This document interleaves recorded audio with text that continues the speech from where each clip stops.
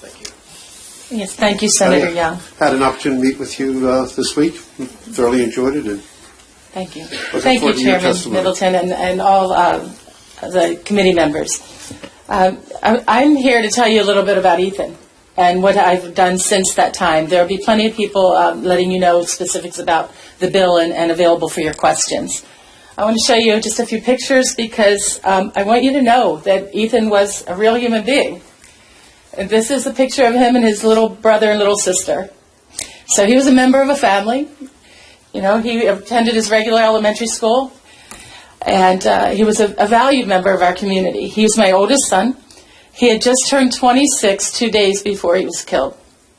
The last picture I have of him is of his birthday dinner. He was a very well-loved young man. There were over 400 people that came to his funeral service. Ethan was an integral member of Damascus Road Community Church. He attended 9 o'clock and 11 o'clock service every single Sunday, front row seat, taking pictures of the worship team the entire time, and of pastor. He made his rounds every Sunday morning. There are many, many people right now who no longer get their Sunday morning hug because he's not there. And many people I didn't even know. Ethan made relationships that I was completely unaware of. But those people dearly miss him because he's no longer giving love that he gave every Sunday morning. As you know, Ethan had Down syndrome. If we have to qualify that by any number, he had an IQ well tested around 40. He did not read. He had good receptive language. He understood, but he had very difficult time with expressive language, especially if he was stressed. He had an infectious laugh. So you've heard Senator Young told you a little bit about what happened that night, so I won't belabor that point, but what happened to him that night was completely avoidable. My son attended that theater almost every week. He didn't handle his own money. He didn't drive himself. He had a dedicated set of staff. I know that you've been asked about direct care staff a lot this year. This is a picture of Ethan and one of his full-time staff members, Chris, who was completely best friends. Ethan had a small team of direct care staff that were completely committed to him. He lived in his own apartment, and then the last year of his life he lived in an apartment in my home because he really didn't want to be that independent. He really wanted to be with us. So he did have dedicated staff who loved him. Staff were not at fault here. What happened to him was completely avoidable, and we want to make sure that it doesn't happen again.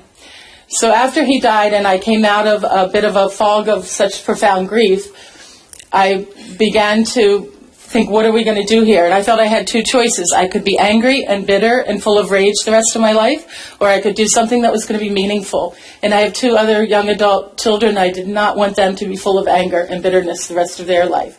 So we began to say, what can we do? And we began to meet with advocates and get on the just discussion. What can we do? The other thing I want you to know about Ethan is that he absolutely loved law enforcement. I have a collection of badges and pins and hats and jackets. He had many wonderful interactions with people from law enforcement during his life. He called them ad nauseum to ask for a job. And really had a lot of great relationships with people within law enforcement. So I knew right away that I wanted to work with law enforcement and not against them. We met with our state senator, our delegates, U.S. senators, representatives, members of the Department of Justice, Civil Rights Division, the Special Litigations Division. I testified at a Senate hearing on Capitol Hill. We formed an Ethan's Law work group at that time of advocates in the state that wanted to see what can we do to make something happen. All of that led to my daughter starting a petition in the summer of 2013, and we presented Governor O'Malley with over 340,000 signed petitions asking him to do something to help us. This could not happen and just be left, with no response to it.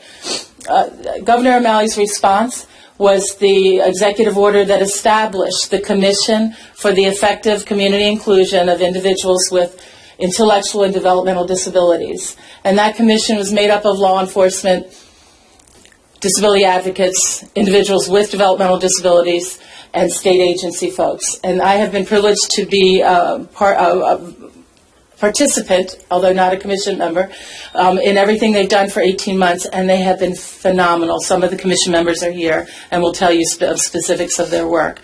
They took the charge from the executive order seriously. Under the leadership of Chairman Tim Shriver, they came out with some wonderful recommendations.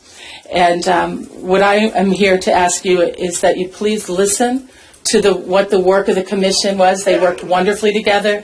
Please listen to their recommendations. Please consider this bill. And again, I need your attention. We need your help. This cannot happen to another family. My son did not deserve to die on the floor of a movie theater, calling my name, saying, "I don't want to go to jail, I want my mom," because he didn't understand or he was not understood. This cannot happen again. Thank you very much for your time, and I know that it moves you, but I hope that it can move you to take some action on behalf of Ethan. And we will. Thank you.